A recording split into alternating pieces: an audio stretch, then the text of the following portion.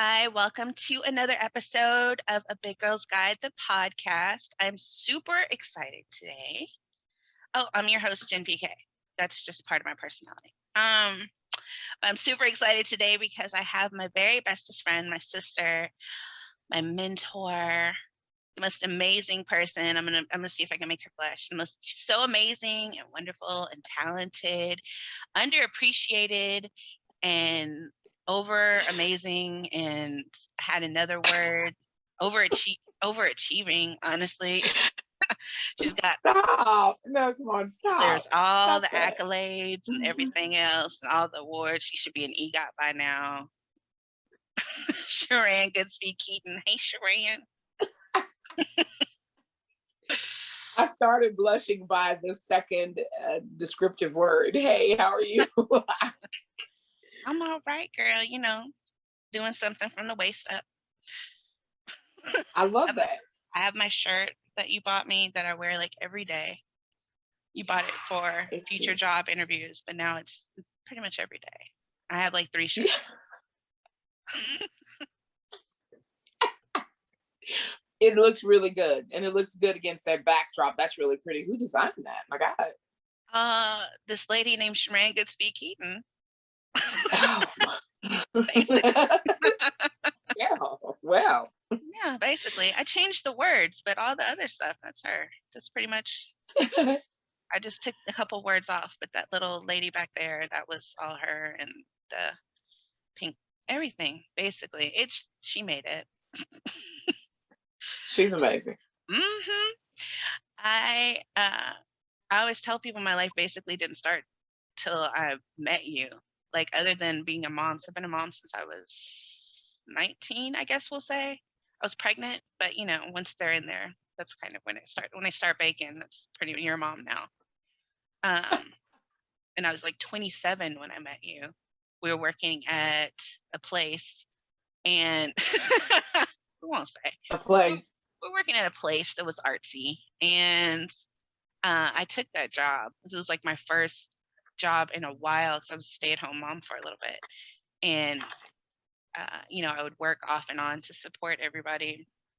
And then I got that job because I was like, I want to do something close to the arts because the arts is something I always wanted to do. And first, I became friends with a girl named Julie who worked there. Hi, Julie.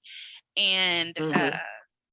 I was telling her that I wanted to be an actress and a singer, and I wanted to do all this stuff when I was younger. And she was like, "Oh, you got to talk to Sheran." And I was like, "Who?" And she was like, "Her." And I was like, "Mm-mm." And she was like, "No, she's really nice." I said, "I'm sure she is." I don't know what that thing is that some Black women have, where it's like other Black women who just seem very accomplished and together kind of intimidate us. So it's just, you just felt like you really had your stuff together. And I felt like I needed to have more of myself together before I approached you with this. And I didn't. That's so crazy. And it's funny because you don't remember it, but I remember distinctly going in like the break room and just being like, "Oh, Miss Sharan." And you're just like, you're being polite, but like, what is it? Like, spit it out, sis. Because it was like we're coworkers, but I already look up to you and I don't even know you yet. So I'm just like, "Miss Shran, Julie said," and you invited me to see you perform, and then I went, uh, and you needed tissue or something, and I was like, "I'll go get it." And then your bestest friend Valerie was there, and God she rest her soul. yes, she was amazing. I only met her a few times, but I was already impacted. She immediately made use of me and was like, "Well, Sharan needs some water." So I was like, "Okay." And then suddenly, like, I'm your assistant and I'm chasing down the piano player who disappeared somewhere on break. And Somewhere. and so, like, I made myself your assistant. And I'm like, "Where are you going to be next?" "Okay, I'll come." "I'll go get your stuff." So that's that. And then I worked my way from assistant to some other stuff. stage managing all your wonderful shows for your DVA Productions, Woohoo! www.dvaproductions.org, and on all the social media. Tell us more about why you decided to start DVA. Gosh. I've always, well, I mean, God, it's so funny. Like, I have to realize I'm telling your audience because I'm like, girl, you know why I started TV. You know why. Okay, so I gotta like tell them. I started DVA Productions because in the 20 years leading up to me starting DVA, I had worked for every theater company imaginable in every possible capacity as a writer, director, producer, choreographer, everything. And what I found out was that I was really, really good at working for other people. I've always been a leader, like I've always been a boss, but I found myself consistently contributing to other people's missions, other people's dreams, other people's story, other people's whatever. But I had so many of my own stories I wanted to tell, and so many stories of people that I knew that were creatives that I wanted to tell their stories. So many young people that I wanted to work with, and just other things. And the one thing that I didn't have with all of the organizations in the DFW area that I was working for, I didn't have absolute creative control. So I happily went wherever I was asked to go, like with no problem. And I did the job above and beyond. But I was like, man, I really have some things that I want to do, that I want to do it my way. I want to be able to tell stories. I want to be able to hire people that don't have a long resume, but they have a lot of drive and determination. And a lot of larger entities weren't into that. So I would say, hey, I know this person, they're really good. And they were like, well, yeah, sure, have them reach out to us. Well, we didn't go with them because they've never stage managed before. So what?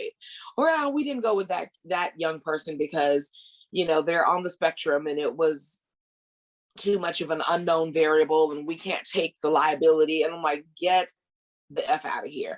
Like, somebody's got to take a chance on people at every stage of life at some point, or else they'll never get the experience. So I created DVA Productions basically as a way to tell my story and the stories of the people around me, and then also to open the doors and give a platform to people who other people in the area were not giving that platform to, that creative space to, and to make it a teachable creative space, a space where they could mess up and there be no judgment, you know. And it didn't matter because I didn't have some big powerful entity governing me that made it anything but just a comfortable place where people could create and live and grow and learn to be stage managers, even though they'd never stage managed before. So. Pointing at me. The stage manage, like, I don't know, I have to look at my resume, like I feel like 30 shows or something, like all, like most DVA shows I got to stage manage, which is very cool. Yeah. Because if people know me, they know I'm not picking up and moving stuff and chasing after people. Like, this is not part of my personality, but I really enjoyed it and I appreciate the experience. You know what I mean? It's a lot of good experience, and then it helps me, judge other people because I'm like, that's not what you do, and now I can honestly judge them when I'm watching shows and say that's a horrible stage manager. That's not what you do. You suck, stage manager person. That's not how we do it. I know. I can't even. There's some I can't even not critically watch, because you've given me the chance to direct shows, assistant direct shows, have my own show put up, hence a big girl. So you've given me all the chances to do all the things, production assistant. You've let me do casting. It's exciting for your films and the plays. And something else. Oh, what props mistress. You've let me do that multiple times. So Yeah. now I've done everything thanks to you, because I probably would not have if she didn't Tell me. That's what you gonna do. Guess what you don't do today. Now you ask before you told. Now, Right. but I super appreciate that. But I can hardly watch like a performance without going, it would have been better if DVA did it. I can see I can tell when an actor missed their lines. I can tell when they made some stuff up. Right. I can tell when that wasn't supposed to happen. And it's hard for me to watch a show just to watch it now. Because now I'm just like, it is. You have to either usually watch something, a show or a movie or whatever, twice, or like once with the audience member mentality, and then once just being who you currently are now as a result of being in all those places. Or you have to really, really, really focus, because it's hard for me. It's hard for me. Like movies, everything, because that's another place, which I'm sure I'm jumping ahead of you, but that's another place that I have crossed over, with 2 feet into with my other company, Sheer Heaven Entertainment. And so it's just like everything. I'm just like, oh, that lighting didn't there. Oh, what's happening with that audio? It's like, yeah. But the one thing that I do always do, even in spite of that, is I also am very sensitive to people's plights now. When I see something that's clearly gone awry, I'm like, God bless them, because I no longer just go, oh, that person was just being lazy, or that person just, because I know now for a fact there are so many things, so many variables that happen that make a car now just be 2 boxes and a steering wheel. It's not just because you're cheap and don't have but you know what I'm saying? Yeah. Don't want to spend your money. It can be you don't have any money, whatever. So I'm noticing all of these things, but I'm extra sensitive and not judgy about it now, more so because I've had to live in the creative space. She makes commercials, movies, television shows, reality shows. I don't know what she doesn't do. It would be a much shorter list to list what you don't do. She wrote plays, wrote movies, probably wrote a book. She does comedy. She will come host your show. She will sing until her throat comes out. There's nothing she cannot do. What do you want? Catering. She will design your event. She will design your event flyers, your business cards, your www.coms. She will babysit your kids. She will spank those kids. Yes. She will cook your dinner. There's nothing she cannot do. Music produce. I don't know what she doesn't do. I can't even fathom, like I can barely make myself get up to watch a Lifetime movie. And this lady has done more things in the last 5 minutes while we're sitting here than I will probably do all week. So that's amazing. That is so very accurate. That is so very accurate. I'm trying to think. Okay. I know what I don't do. What don't you do? I'm looking at this really pretty painting that someone gave me. Across that's on my other wall. Aside from like, what's the place where you go where you can like have food and drinks in there, but then they guide you through painting with a twist. Yeah, like the sip and paint type situation.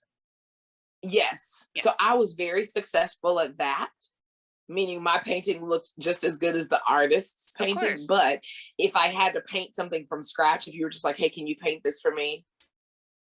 I don't believe it. And I can't play piano. I don't believe that either. I feel like you just really haven't super tried. I think if somebody gave you enough time, you would be like, I don't know, who plays the piano? Mozart, John Legend. I'm sure there's a woman that does it. I just can't think of any. Did you say Mozart and John Legend? Don't they? I was trying to think of, right? He played the piano? Because that's pretty much all they had. I don't know. Yeah, no, that is, but that's such a broad spectrum. It's like Mozart and John Legend. Elton John. I'm sure there's a woman that plays the piano. I just can't think of who she is. Somebody could tell me. I feel like if you had enough time, you could do it. I cannot. I'm very athletic with my hand-eye coordination. Like I can catch a ball. I can throw a ball. I can tear somebody up in some athletic things. But I don't have hand-eye coordination for that. My mom tried my mom tried, and the piano teacher literally just gave her her money back and was like, I can't even take your money. This girl can't even play Twinkle Twinkle Little Star. And I can't type either. Like, But you be I typing can't. all day. So do you Right, pick? with these two fingers. That's Like, hilarious. I am the fastest two-finger typer. I need you to get on Mavis Speaking. I just do this. I need you to learn your home keys, sis. I do. That's why I'm such a fast hunt and pecker. But I know where they are, but I don't have hand-eye coordination to do that. That's why I can't type. I can't play piano. Now I gotta Seriously. watch you do. I gotta watch you do work. I have to seriously just sit there, have nothing else to do but watch you type because I'm so. It's unbelievable because you're typing all day long, driving, Seriously. typing, probably on the toilet typing, in your sleep Yes. typing, eating dinner typing. I can't. I just that's so weird. It's a real thing. It's a real thing. I the last time I timed for an office type job at one of those like temp agencies, I was up to like 40 words per minute with my two fingers. Okay. You tell them what you can't do. Okay. They can't tell you what You you know. can do. You can do it all. That's so funny. I so your episode name, the name of this episode is A Big Girl's Guide to Discipline. And then I said that wrong. Patience, discipline, and determination.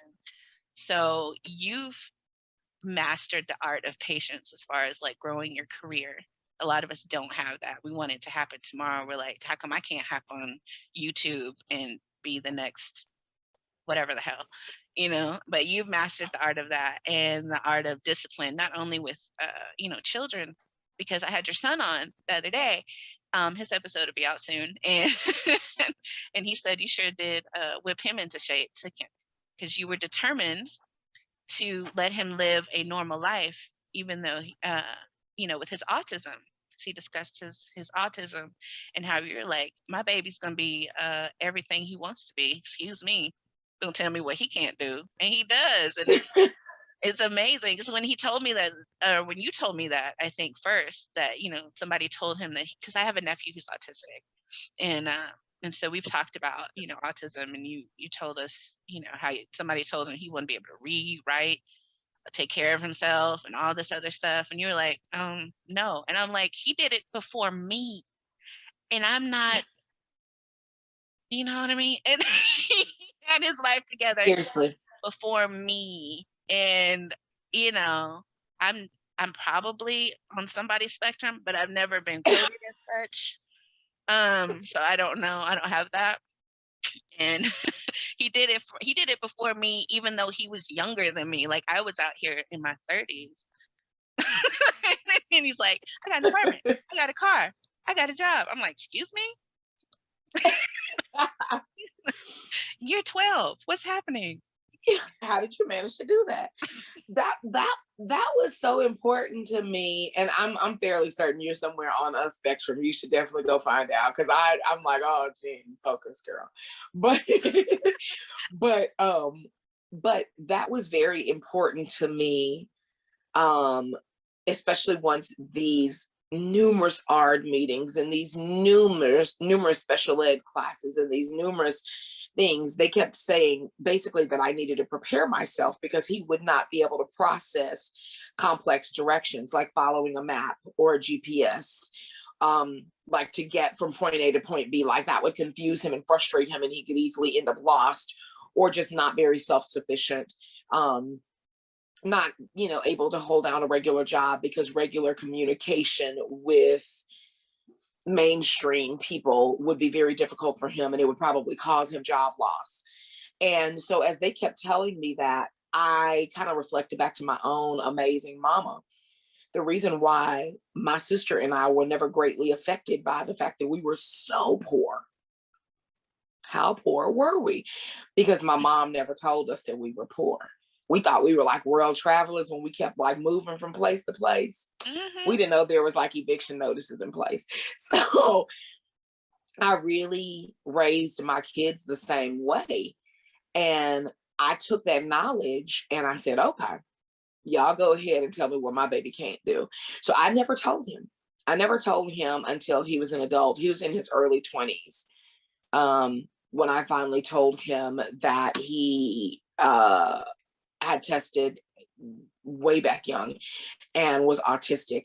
And I only told him because I noticed communication issues with him at work, that he would come home and tell me, and I was like, oh Lord, let me go ahead and tell this boy he's special so he can recognize as a grown-up what the adjustments he needed to make in his life to be successful on his job. But he holds down a job until somebody fires him or whatever. So they lied. That is a possibility. He, you know, is a professional performer. He's written music like he does. Like you said, he's a grown-up. He holds down his own apartment, his cute little Camaro, like he's a grown-up. And that was me being determined to give him a sense of normalcy that they said he couldn't have. Because usually, I don't know, I won't curse because I know you probably can't bleep things, but if you don't care about the cursing, I don't care about the cursing, because it was a whole lot of effort at some point. As soon as my first guest asked me, can we cuss? I was like, yeah, fuck yeah, whatever you want to say. Well, I'll go easy because it's hard to be Mrs. Dipsworth and drop F-bombs in public. But did she mention she has a kid show? Okay, I didn't mean to add that to your long list of resume. You got a kid show too. Oh, you have a kid show too. I didn't mention that yet. She has a kid show. It's just too much. But overall in life for me, with my son, with my bestie / sister Jen PK, with anybody who is in my very small inner circle or whose life I touch for whatever period of time I touch it, no is not an option. No coming from somebody else, or you can't, or you won't. Bruno Mars wrote this line for me. Don't believe me, just watch. So when somebody tells me no, or you can't, or you won't, I'm like, oh really? Okay, just watch. So it's true. And I'm so proud. I'd be so proud of Sheridan, like he came out of my body. So I was like, I'm so proud of you. Look at you. Well, you've known him since he was a very young fella. So that makes you feel like an auntie in the growth. It's like, so both your kids are so good. It's very easy. I appreciate that. They're just like any other young people who at a point you want to like pimp slap them across a room. And sometimes I have like backhanded them all the way from one side of the room to another, so they know that I'm still in charge and I'm not playing. You told me some of those stories too. But oh my God, I'm so scared. Yeah, like you spank your kids, they turn out to be great people. You're an inspiration for single moms. I told them, I said, I don't do spanking, but I see it's work, for somebody else. I see it's work for y'all. Because your kids are doing it. Jen, it's a hybrid situation of whatever works for you. I spank my kids, but I haven't had to spank my kids a lot in their lifetimes. I could probably count on one hand, maybe two, how many times I've had to spank my soon to be 28-year-old and my soon to be 21-year-old. Who's 21? Because who's 21? The little girl is about to be 21 in a couple of months. So that's crazy. I just saw her graduate like yesterday. I know. Did she graduate last year? It's happening. She's about to be 21. And I would spank them when it, in my mind, it warranted it. But then I also had other creative ways of disciplining them that kind of bridged across other people's ways of discipline. Like some people believe in punishment or timeout or taking things away, like your iPad or your phone. So it just varies for me. And sometimes I'm just a bully. I don't do the take it away thing. I've tried it, but it just feels I don't know, this feels weird. It's like I don't know, because I was grounded a lot when I was a kid, but there wasn't that much to take away. So I would just read, Right. and then the reading was fun. So it's in like, am I punished now? I don't know. I just can't watch TV. Right. There's the only thing there Right. was to do then was watch TV, and then eventually it was Nintendo, and that was pretty much it. So then Right. it's, well, now I can read 3 books in a day. Thanks, Mom. Right. And you're a writer, so thanks for putting me in timeout and making me read. Well, and that's kind of punishment kind of worked in my favor, I guess, too, for the eldest, because that boy, I would put him in timeout, and he would take. I don't have a sock anywhere close by, but he would take a sock. Let me see if I can reach. I literally just had the sock on my foot. It's kind of creepy, but let me see if I could. Like, he would take like this thread outer part of the sock, and he would just like bite through it until it was a string, and he would pull all the strings out, elasticy strings out of his sock, and he would tie them together, or he would do this with toilet paper, I kid you not. And he would, oh no, he would tear like little strips, and this is from the time he was like 3 or something, and I would put him in timeout. That's why he just had to get his spanking, because timeout was too pleasurable for him. He would take either the string or the toilet paper, and he would do little strips, a bunch of little strips like this, and he would put them around his finger so that they kind of fluffed up at the top like this, and he would make them little people and be like, hi, my name is Sheridan. What's your name? My name is Susie. And I'm like, what? What? You are in trouble. Why are you making So he just started making all of these imaginary friends. And so anyway, I finally learned what works for him and what works for my daughter, because my daughter could not stand the disapproval. She couldn't stand me being disappointed. So words would make her just fall out crying worse than a spanking would. If I would spank her, she would do that tough kid thing that, like, you don't it don't hurt, you don't hurt. She would do that kind of thing. Yeah. But if I would just look at her and go, I can't believe you did that. I just go away. Just go sit somewhere other than in my sight, and don't look at me or talk to me or communicate with me in any way for like the next 3 days. Like, I can't stand to look at you right now. I'm so disappointed. She would, oh, mommy, I'm sorry, mommy. Like, she hated that. So it's whatever works. It's whatever works for people. I could see that. All right. I can see that. That's so funny. Sheridan, I thought you were gonna say he was making rings and clothes or something, because he does the fashion. It expanded into that. The older he got, timeout just became more of a creative space for him. And I was like, damn, all right. Okay, let me just spank you then. So fabulous, Mom. What was I going to talk to you about? I was going to talk to you about, so you've been obviously in tons of stage plays, musicals, things of such. And you've also been on TV and in film. You're in a movie. That's, I have to remind you all the time who you are so you can remind other people who you are. I'm like, I was in a movie with Ice Cube. I traveled to Italy and got paid to sing. I am on Netflix, Amazon Prime, Tubi. What else am I on? Probably Hulu. I don't know. But are you? Because I know you are.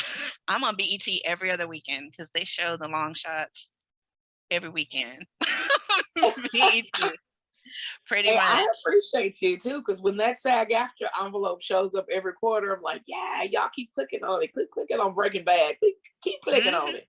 Breaking Bad season 2, episode 3, Bit by Debbie. There's where you can find her.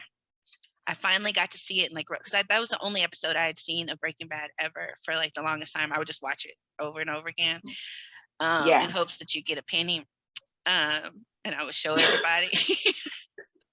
And then Evan and I, my oldest son, we watched Better Call Saul, the whole thing, and then the whole thing that's on Netflix because there's more. And then we're like, well, let's go back and watch Breaking Bad. So then I got to see it in sequence, and I was like, oh, and he forgot that you were on there, so he was like, is that Sheran? I said that is Sheran. Look at Sheran. Well, And and it was so crazy because obviously, as you kind of know now that you're more in the industry, there was so much more that I filmed in 2 other episodes, and that one that just never made it. Like I ended up on the editing room floor. So they were like, we're not gonna make this character be regular. Tia not gonna have a nurse that maybe, just stays around. But yeah, that was supposed to be a thing. maybe it's in the edit. It's in the not bloopers, but like the extras on a DVD somewhere that we don't have since nobody has DVDs. Right. That's where all of my extra and good footage and scenes with Tasha Smith and stuff from the long shots is. You would never even know that I had any lines in the movie if you didn't have a DVD player and didn't go to the outtakes. Cause like I'm like, oh, there my scenes are. They're my lines. But you were there and you know you were there.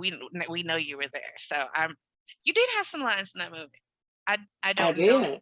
And you were in several scenes because I've taken I was. screenshots of most of those scenes at some point in time. And my youngest said, she said, we need to ask Sheran, did it really stink in there? Or is she just a really good actress when on Breaking Bad?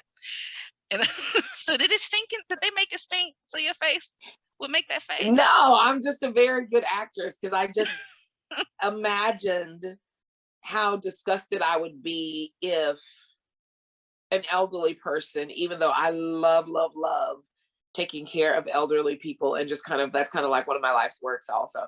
But I would be like, if they just like watery pooped right by my shoe, and it's like not only the smell of it, but the thought that damn, I'm the one that's got to clean this up.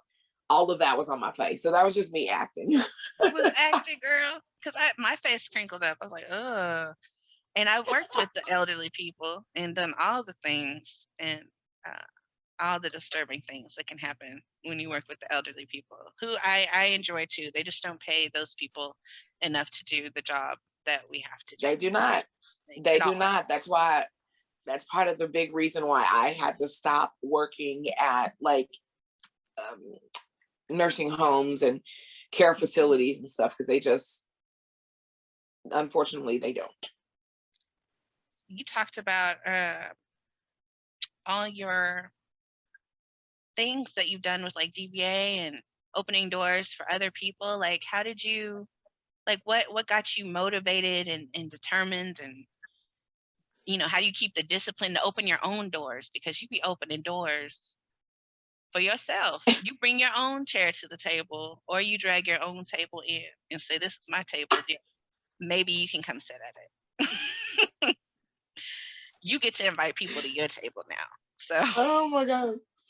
So that's so funny. I just made a Facebook post a few days ago in regard to my children's storybook characters, the franchise that I'm actively building. And I made reference to that. You hear people talk all the time, how about in theater, in Hollywood, all the way around, there's very little room for Black creatives. In the last 2 years now, or year and a half now, all of the Black Lives Matter movements and all that stuff, a lot of companies and stuff, both theater and the entertainment industry, they're moving more to do Black inclusive work, Black creative work, because they either have a greater stream of consciousness now, and they're like, oh shoot, we have been snubbing them, or they're doing it because it's the popular thing to do, or they're doing it because of white guilt. Mm-hmm. They're like, oh dang, we're going to be looked at a certain kind of way if we don't join the movement. Dang, let's get us a Black show. Let's get us a Black girl to run this. Or let's get a Black dude to be a star of this. It's still not about the Black person. It's still about them and how they're perceived. Absolutely. But so the opportunities have increased a little bit in the last year and a half because of that. But if you are a Black woman, actor, writer, director, producer, your opportunities were very limited to begin with. So there are very few seats at the table. As a performer, actor, singer, you add being a plus size over 40 woman to your demographic, and all of a sudden there's no seat at the table for you ever. And so I'm like, that's cool. You ain't got to give me a seat at your table. I'll just build my own table. And then I'll invite other people to my table who deserve a seat at your table, but you didn't save a spot for them either. And so the challenge for me now, in response to your question, is my goal in life is to continue to have a table. And it doesn't matter how rickety that table might be at times or right now. It could be just a TV tray with one broke leg held together by duct tape. Mm-hmm. I'm going to still invite people to have a seat at it and give them a launching pad for whatever it is that they feel like they're supposed to do. And some people leave my table and they're like, oh my gosh, I'm eternally grateful to you. They recognize what they got at this table that they wouldn't have gotten or they didn't get from anybody else. Some people leave the table and don't even make mention, or like, it's like they forget that the Sheran Goodspeed Keyton table or the DVA Productions table, as small or as rickety as it may have been, it was a place where you were invited to sit down when nobody else gave you a seat. Right. So I deal with that and struggle with that kind of emotionally, but I press on because it's those people who are grateful, who do give back to other people, who create their own table and invite other people to the table the way I did them. It's for them. And I've worked with other theater companies, and I've worked, DVA is that's my home, but I've worked with other theater companies before who are given millions and millions and thousands of dollars. And basically DVA was doing better with $20. So, you know what I mean? I just be surprised sometimes. I'm like, they could have gave this to us. They could have gave us a fraction of this and it would have been, yes, because I've seen you do some things that shouldn't have happened with the $20 that you had to make it happen. So, and they give people millions of dollars. And I'm like, and this is what you do with it? Okay. Yeah. And some of those theaters don't even pay the actors. So you can't even say, well, we got to pay people. So I know. And that's baffling to me too. I'm just like, could you maybe give some gas money out of that grant? But I don't know. So if you can go to smile.amazon.com and designate DVA Productions so we can get a couple pennies. Yes.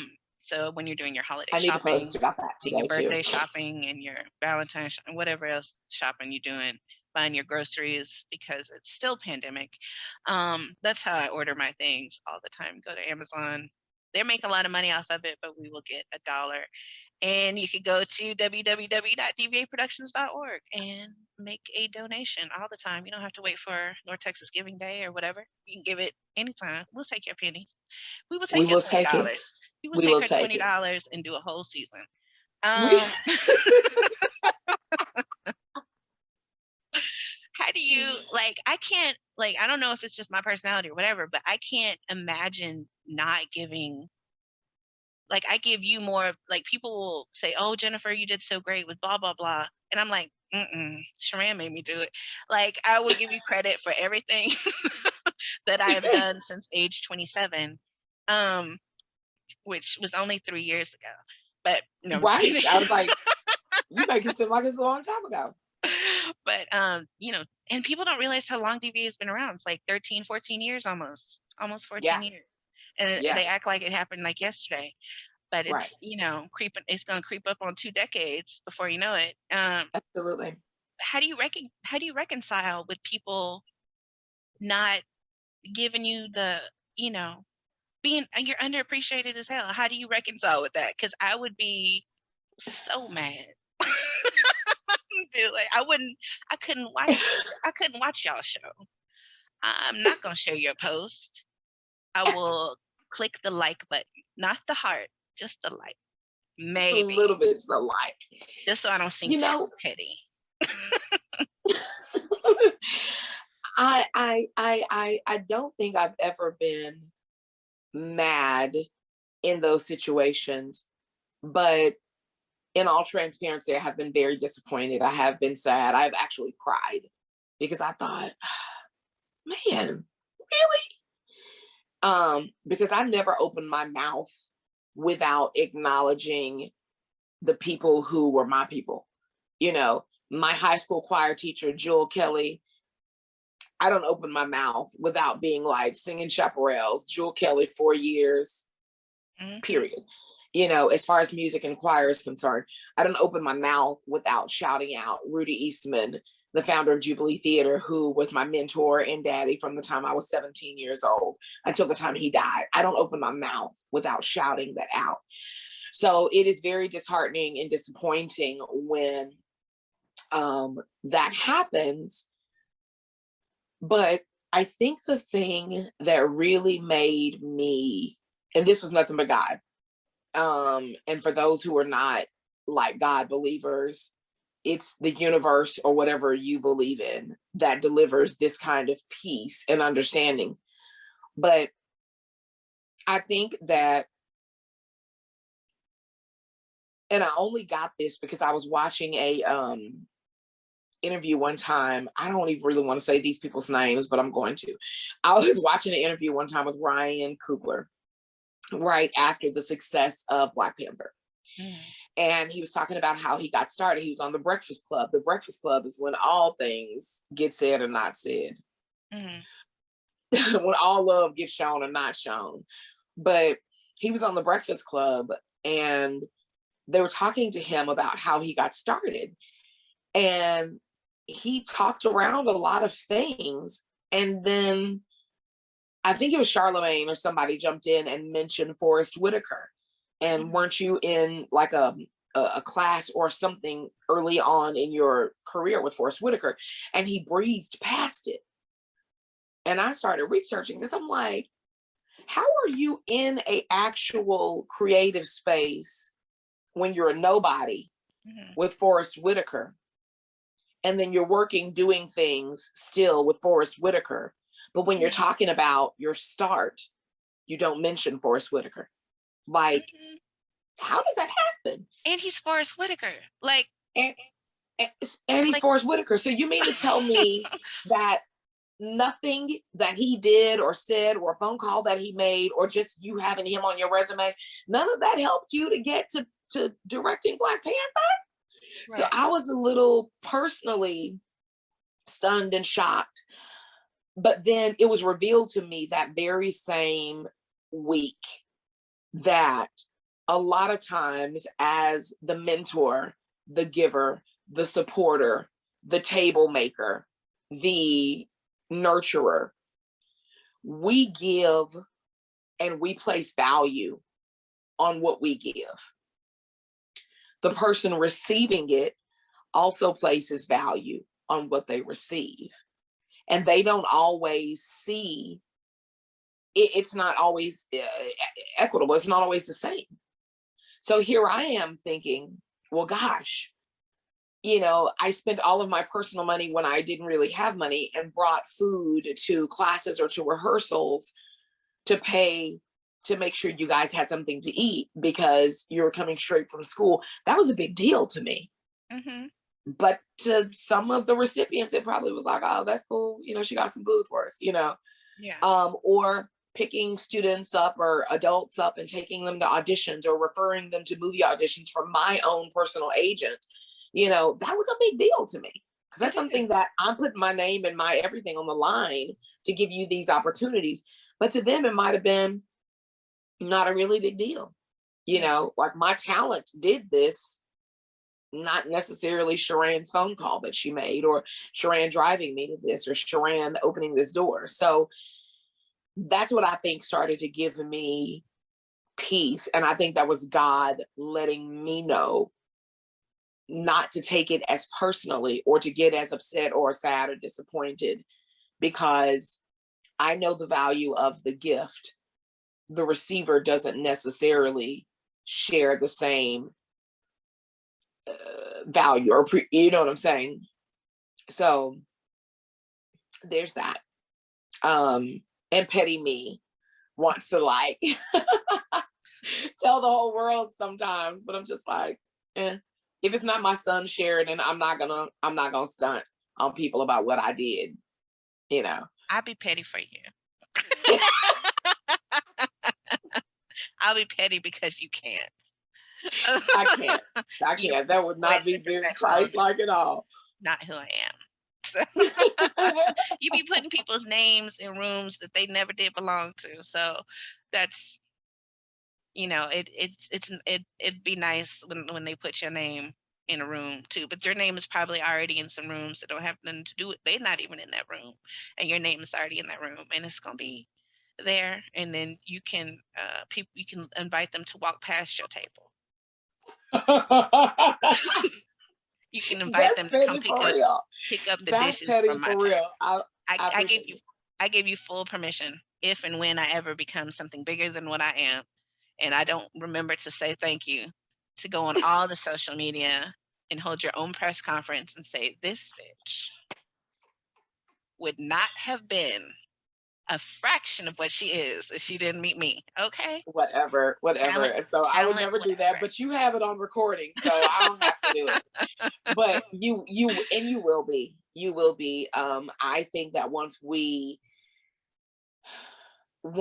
connect with what our real purpose is, or our real niche is, or what our real um vehicle to success, our personal definition of success is, I think we ride that hoe to the wheels fall off.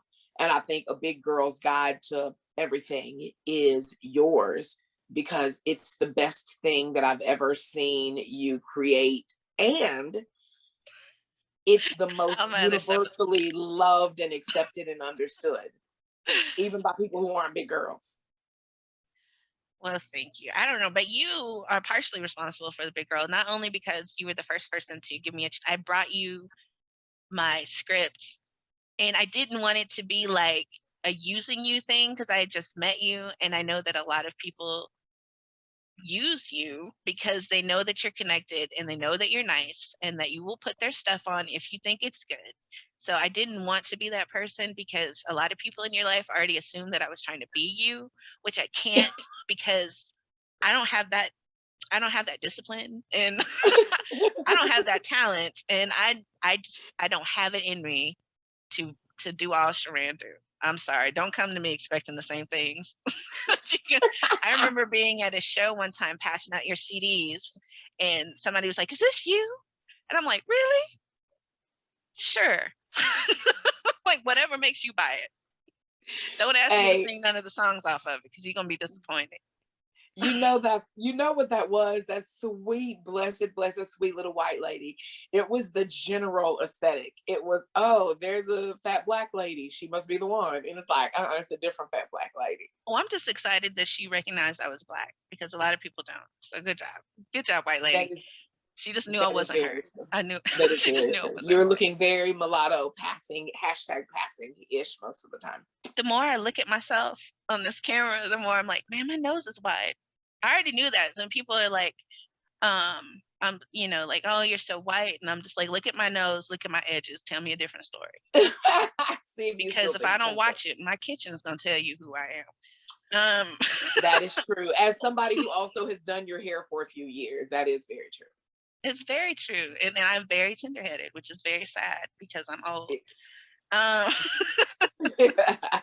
but you are super partially responsible for Big Girl, not just because you put it up on stage in a way that I never could have imagined.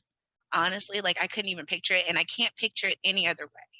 It's been done one other time before by a different theater company, and they did fantastic with their thing. But um, I just want people to just watch the DVD of that show and do that again if they're gonna do it again. Because I don't know how you made it happen because you first were like, this is a movie. And I was like, well, that's the kind of script that I use to model it after. I don't know.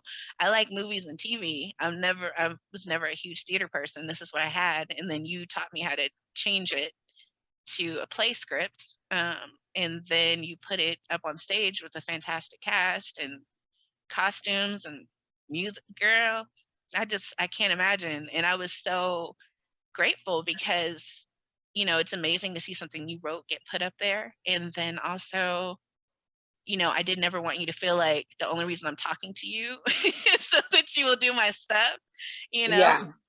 because a lot of people just assume that when I first met you, because it's like, oh, now this girl's following her around. She's getting her tissues. She's being her assistant. She decided she was her assistant. And really, I was just in awe of who you were, and I wanted to be in your space, getting paid, not getting paid, and have nothing to do with me. I just wanted to see, because it was like, I was like, this is everything I ever wanted to be. Let me watch it in real time. And then when we were putting the play up and I had all the different scenes, I didn't know that A Big Girl's Guide to Love it was just the working title. I don't know where it came from. Yeah. It didn't have anything to do with rules, honestly, when I wrote it. But then you were like, before each scene, why don't you write a rule? So I wrote the rules, but the origination of them being there was from you, because you told me to do it. And the origination of the randomness of rules, because the rules today are rules number 912 and 913, and before this was like 500 and something, so it's totally random. That's all you. So what is the random what is the randomness of Big Girl rules? So Big Girl Rules was something that I created when I was in my 20s. So it was a natural match for this. When you came with this Big Girl's Guide, I was like, oh yeah, we need to add these rules. The random numbers is really just because my natural comedic self does things like that. Like if I need somebody to do something for me, I'll go, oh my gosh, I cannot even get up and go get that water. I will pay you $3.72 if you'll go get me some water right now. And it's just because it's funny that it's just a random, very off number. Yeah. And so the thought of having like 733 Big Girl rules just makes people think, oh my God, what are these rules? So that's where the random numbers came from. And I used to have them because as I got into my 20s, and I actually survived being a big girl my whole young life, and I was starting to really come into my own, I started having to teach people about how to handle me and how to respect me and how to love me and how to everything. Like we would go to restaurants with the choirs or people friends or something that I would sing with or just be out with.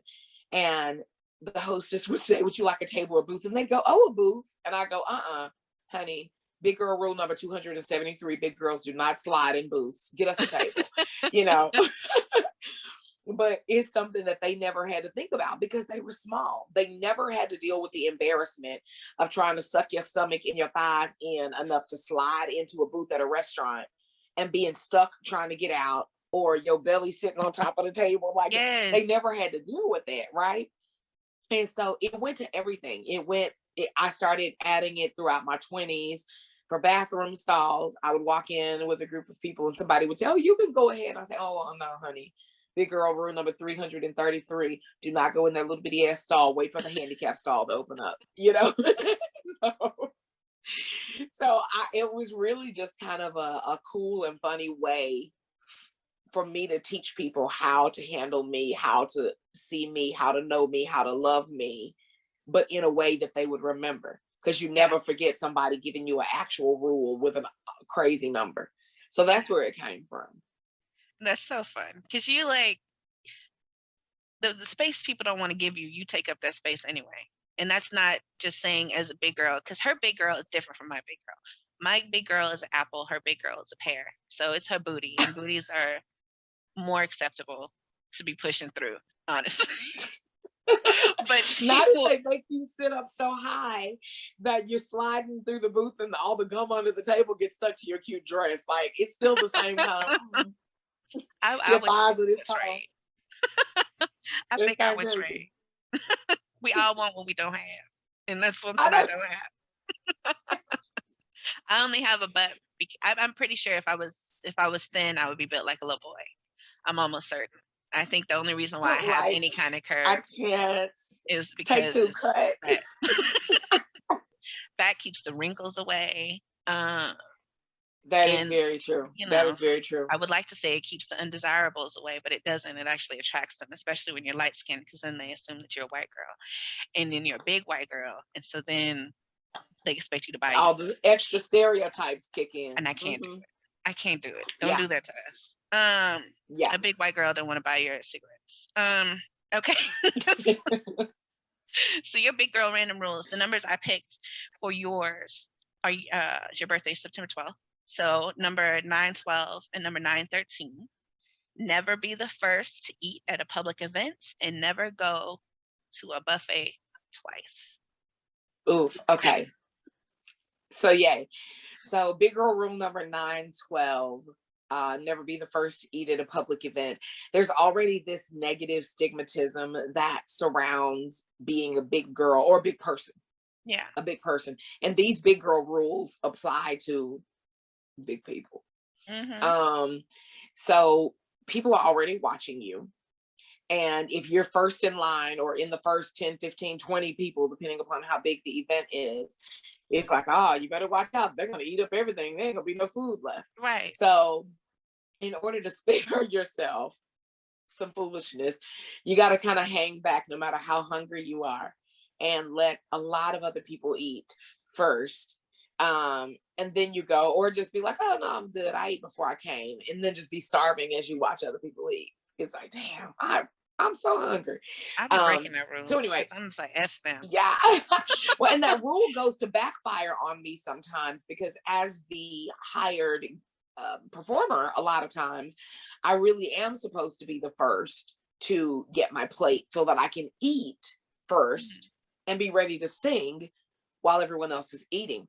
So it does come back to bite me sometimes, but that is a rule, big boys and girls, that you should try to adhere to. Big girl rule number 912. Don't be the first. Don't be the first people up at the buffet looking like you're gonna eat it all. Or take somebody with you. That's what I do. I get somebody else to go with me, so we're not alone. Let's do it together. That's a remedy. That's a remedy. And so never go to a buffet twice. So we're not gonna be greedy. Okay, big girl number 13. Big girl rule number 13. Never going to back to a buffet twice. It's kind of the same thing. Every single human in the world has sat at a Golden Corral or a buffet and saw a really big person or an over a plus size person go back for multiple plates. Now you forget that so is everybody else, but you just kind of go, oh golly, they're gonna eat up everything on the buffet, you know. And so for the aesthetic, big girl rule number 913, don't keep going back to the buffet and getting multiple plates, because then you just make us all look big. We all in the big boat together. Don't do it. I can't stand buffets. The only time I've been to buffet is because somebody else wanted to. Like when my kids were little, they liked CC's. And so I had to go do that for all the fundraiser situations that elementary schools do. And then you like go out the crowd. So I've been, or I'll go, somebody else is paying for it. I'm like, okay. Because I'm just going to get the one plate. I was like, I just don't eat like that. So that's just an assumption of big people that we eat all day. And I'm like, I eat like once a day. I've had personal trainers before, which, God bless them, hard-headed. But they told me I should eat like 6 times a day. And I'm like, why so much? And I know like a big part of it's like building up your metabolism, because when you're bigger, your metabolism is really slow, is what they say. So it's like, you don't do anything all day, you're not really hungry, because I don't get hungry for the most part. It's mostly my mouth says, what sounds good.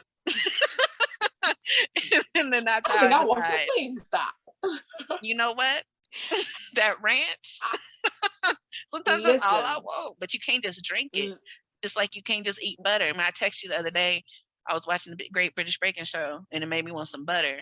And then I was like, then that's going to cause me to eat bread or something, which I don't really care for bread, but I need a vehicle for this butter. Right, for the butter. And I'm like, would it be healthier if I just ate the butter? Because it's unacceptable. All of the above. Eat the butter. You're All of hilarious. the above. Oh God. So I know that you have a lot to do, and I feel like I have a note card.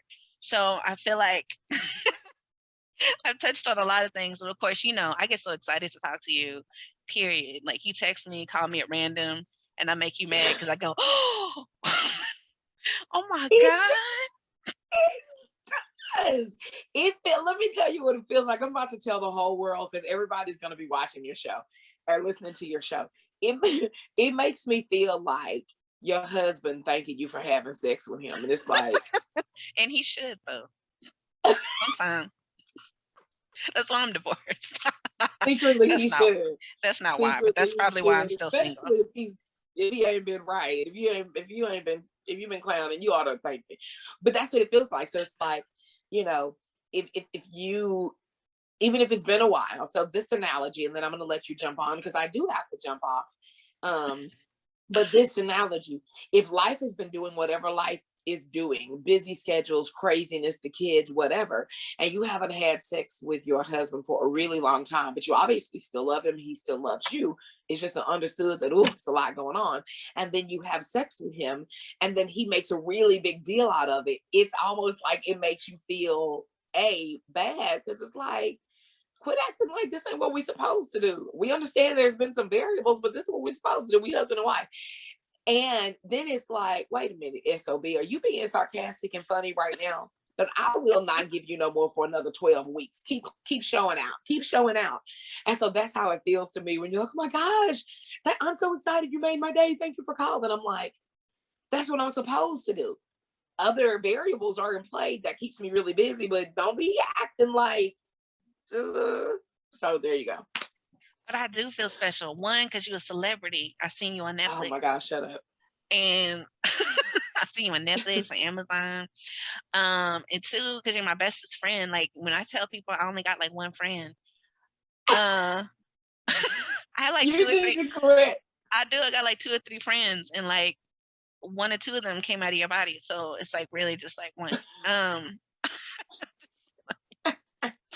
I only have so many friends. And so when you call, I'm like, You need to quit. and then you're so busy all the time. And then I'm just excited to talk to you because I That don't is talk to true. people every day. So I don't talk to people other than my children, every day. So I just be excited. I'm like, yay. That is very true. And then she gave me a little bit of her time because she's so busy. Like she's in a Okay, go business ahead to your card. Why don't you right just read now. off your little postcard right now? What's your little card say? What's your little card say? So I texted you the other day and I said, oh, I want a Sheran Christmas album. Why? Because I was listening to Christmas music on the way home. Ooh. And then I know you have a Christmas album, but I need a digital version of it to listen to my car because my car don't have a CD player. Also, Yeah. I want to pay for some studio time if you just record the songs I want to hear. Because I'll be listening to stuff thinking, Sheran should sing this. My kids do that too. They're like, Sheran could have did this. Sheran could have been on that commercial. That could have been Sheran. Yeah. Yeah. So like every once in a while they say that could have been you, but most of the time it's that could be Sheran. Tell Sheran she needs to I love these children. So what's the name of your Christmas album? And is it on the internet? Can I find it? It is not on the internet, but here's what I'm gonna try to do because I don't have any better sense than to keep doing things like this. Because you requested it, and last year several people requested it. I'm gonna do everything in my whole entire power to create a Christmas EP that's like 4 or 6 songs that I absolutely love, that will be digital, that will be out there for purchase.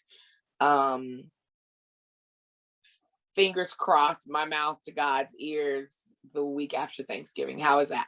That'd be so exciting. Oh, I'm gonna listen to it on my car. My Spotify. Actually my son's Spotify because I pay for it, but he'll be using it. No, it'll be on there too. So let me ask you this question. What are your top 5 songs that would be on there? Girl, I don't know the names of the songs. I'm gonna have to think about it. I'm gonna have to text you. I know Okay. at least 2 of them Whitney sings. There was another Whitney Houston song that I wanted you to sing to that's not Christmas. I think it's the one from The Bodyguard. Like, I'll be your baby tonight or something. Is that from The Bodyguard? I'm Your Baby Tonight is not from the Bodyguard Oh, soundtrack, I okay. don't think. I haven't seen that movie since it was a new movie. Let me go to the Google. So, Um, but you have another CD called Phases that is on the I internet, do. right? It is. And you can go on Spotify and listen to, because I was listening to it the other day, and on like Instagram and stuff, like for your stories, you can add. I was so excited because your son told me, Sheridan Monroe, that I could put his songs in my stories, which is great because I love making Instagram stories. I have a problem. I And need to practice with that. I don't know how to do that. So I'm gonna try it today. and your songs are on there too. So I've used yours in my Instagram stories too. Okay. So you can look for Sheran Keyton, SHE. Well, I can't spell. I want to spell it right because a lot of people don't, but it's down there. SHERAN KEYTON. Sheran. She says like she ran down the street, not Sharon, not Sharon. I don't know why you can say your name correctly all day and somebody will still say Sharon, like you're wrong. Like you don't know how to say your name. Right. Like I was confused about the pronunciation of my own name. Sharon Keystone. All the time. Didn't you get an award? Godspeed Keystone. Didn't you get an award? And that's what they said, Sharon Godspeed. Sheran Goodspeed Keyton. So basically, out of all three of my very common looking names, you effed up all three of them. Okay, then. Mm-hmm. You can say it all. I've had not arguments, but gone back and forth with people before when they're like, "Oh, I just love Sharon." Yeah, Sharon's great. Yes, Sharon is amazing. I'm like I don't know. They're trying to fix how I say it. Right. Why do they want it to be more? But sometimes people of not color want our names to be more than what they are. Because like my oldest son's name is Evan, which is a very regular name. White people have it. It's a very regular name. And they try to make it Yvonne, even, just add some apostrophes. And I'm like, no, it's just like it's just Evan. It's just that. It's the same. It's just that. And my youngest one just goes by T, which is just a letter, and they still want it to be more than it is. So I'm just like, my kids have regular names. I was trying to help them out, and you're trying to ruin it for me. But so all the places where we can find you: www.SheranKeyton.com. Yeah. Sheran Goodspeed Keyton on Facebook. Twitter, you be tweeting. I'm really bad at that. I don't understand the point of Twitter. YouTube, you have a YouTube. Yeah. Instagram, Diva, DFW. Diva DFW. Because you are the diva. We used to say DVA was diva without the I, but that's diverse visionary arts. That's what the DVA stands for. Also, you can look for DVA Productions. You can find her. MrsDipsworth.com. Mrs. Dipsworth is on Facebook. You are every freaking where. You find your music on Spotify, YouTube, Apple Music, Google Play, Amazon. All the places. You got a movie on Amazon that's been there for a while, but it's being more publicized because I've seen it, Paradise House. That's what it's called, right? Yeah, I think they went in and did some more like editing type things to it. And I think a distribution company picked it up, I think is what happened. But it was actually filmed like almost 10 years ago. So I'm skinny in the movie, basically. I'm not skinny, but I am in the movie for like a few seconds. She is in the movie. And I put that in my Facebook stories one time. At Songs About Jen is my personal Facebook, but this is official Big Girls Guide to LV is the Instagram for that. I'll put that up there. I got to slap somebody, and I've always wanted to do that, and it was exciting. It was a scary moment because his wife was right there, and I still remember. She's like, "Girl, just do it," and I was like, "I don't want to." What if he slaps me back? She was living vicariously through you. And it was the most exciting moment of my whole career. Was that? Because of Sheran Keyton. She told me that's what I was gonna do, and she put a wig on my head and a dress and said, "Here you go. This is what you're So gonna we're do." gonna be in a movie. Come on. And we're gonna eat fried chicken from South Dallas. Yes, and they had chicken backs, and I'll never forget it because I'd never heard of that before. Chicken Me backs. That's neither. something I don't think I want to go back for, but I don't remember what it was. It was over there by RL Blues Palace, but I kept trying to remember what the name of the chicken place was, and I can't. I don't either, but they definitely were serving the chicken backs. And as we stood there waiting for our food, numerous people came in ordering those backs. And I'm like, is there meat So, on it or is it just fried? you're gonna make me puke. Don't do it. I can't. just fried bones. just give them the skin. Just batter dipped backbones. That just oh my god.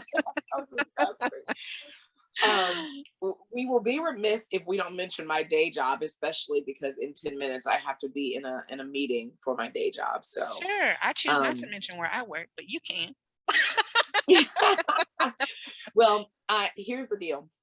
I won't mention the company just because I don't know if I don't know. I'm sure there are no legal ramifications or any other ramifications, but I do work for a multi-million-dollar arts organization, and I am over the education outreach department. I'm the director of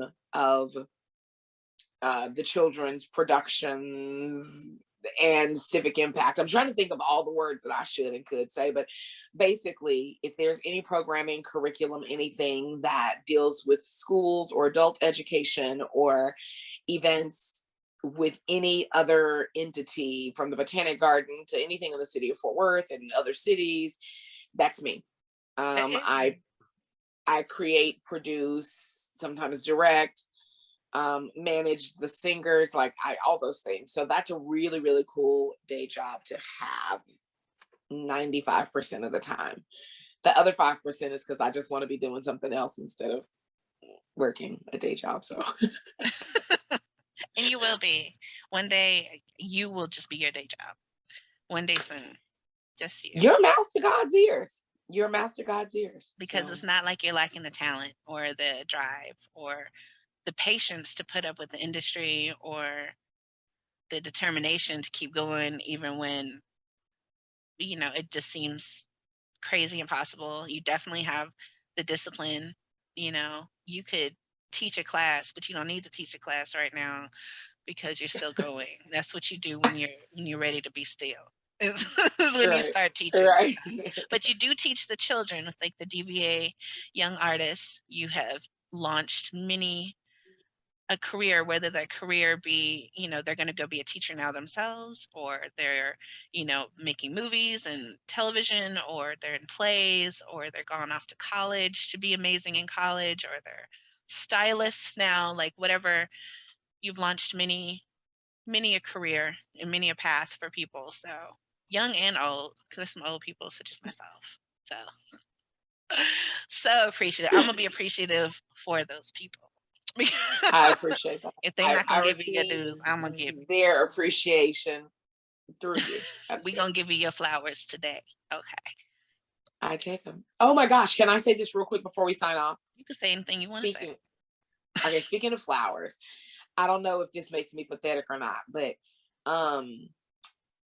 you brought me the most beautiful purple flowers when I had knee surgery in July of 2019. And purple is my favorite color, world. I just about a month ago threw them out. What? Yes. They were so tall and pretty. So they died and dried out, but they stayed pretty looking and purple like a fake flower. So they literally have been sitting over there in the corner above my television for 2.5 years. Oh my God.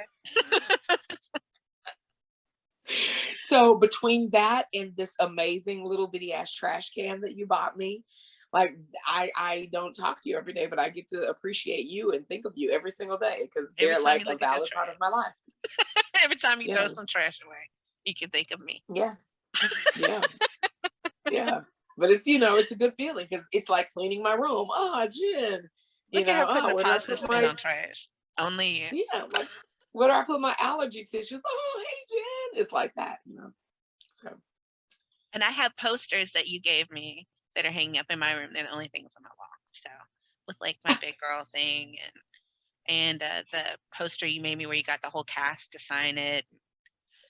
Everything made me feel like I was really doing something. She's so great at that. Always make me feel like I'm really doing something, even when I'm like, I'm whatever, not. I appreciate people whatever. like you who believe in me when I don't believe in myself, when I'm not.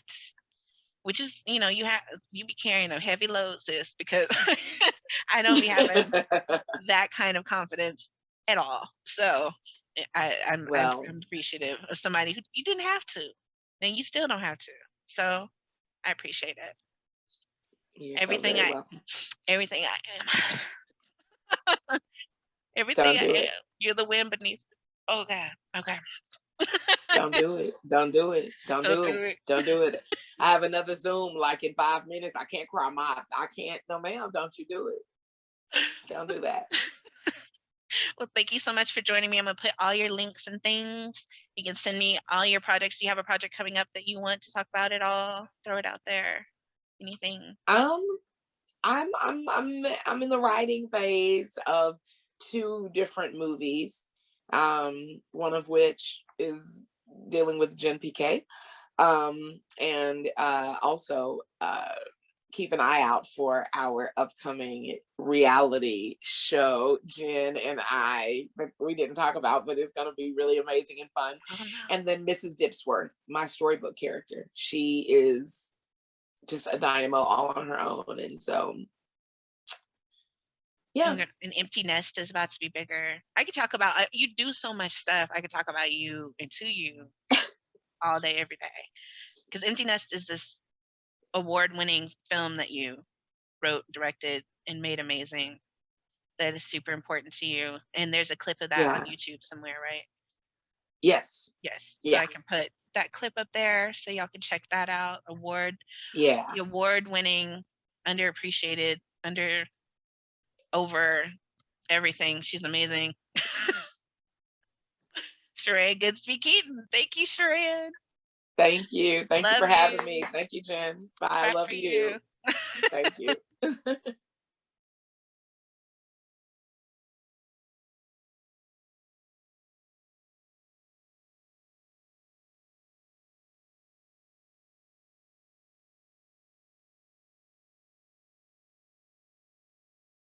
Don't believe me, just watch. Hey.